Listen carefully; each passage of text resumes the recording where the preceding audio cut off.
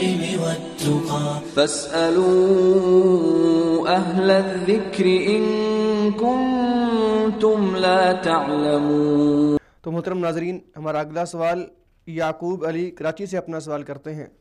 کہتے ہیں کہ التحیات یعنی جو نماز میں تشہد میں بیٹھ کر ہم التحیات پڑھتے ہیں، اس کے بارے میں کہتے ہیں کہ میں نے یہ پڑھا ہے کہ جب اللہ کے رسول علیہ الصلاۃ والسلام معراج پر گئے تھے تو تب اللہ رب العالمین نے یہ آپ کو تحفے میں دیا تھا، تو کیا یہ بات صحیح ہے؟ التحیات کے بارے میں نے بھی کافی فیس بک واٹس ایپ وغیرہ پہ یہ تحریر پڑھی ہے اور وہاں پر بھی کافی دفعہ جواب دیے ہیں، لیکن یہ بات شریعت میں ثابت نہیں ہے۔ نبی کریم صلی اللہ علیہ وسلم کی کسی حدیث سے یہ بات ثابت نہیں ہے۔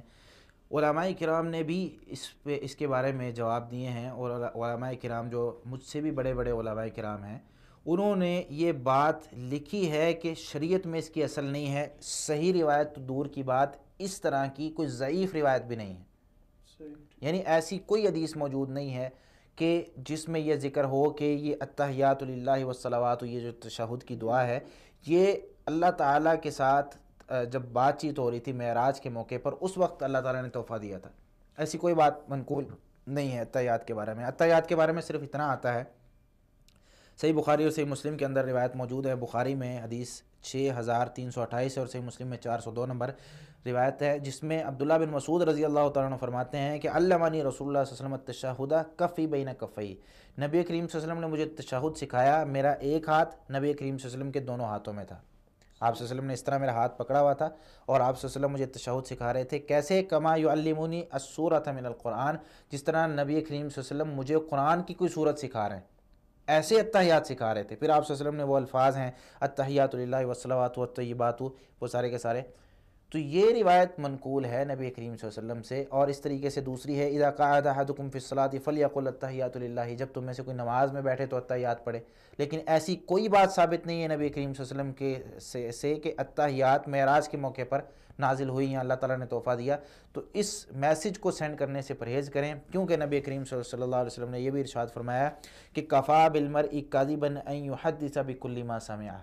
صحیح مسلم کے اندر 5 نمبر روایت ہے کہ آدمی کے جھوٹا ہونے کے لیے صرف اتنا ہی کافی ہے کہ ہر سنی سنائی بات آگے لوگوں کو فارورڈ کر دے، آگے لوگوں کو بیان کر دے۔